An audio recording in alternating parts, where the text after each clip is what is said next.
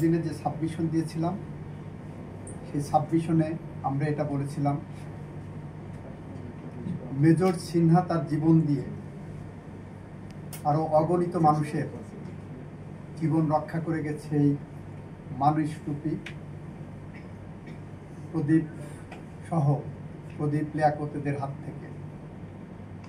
আমরা বলেছিলাম, মেজর সিনহার যদি ন্যায় বিচার না হয়, রাষ্ট্র যদি মেজর সিনহা হত্যাকাণ্ডের ন্যায় বিচার করতে ব্যর্থ হয়, তাহলে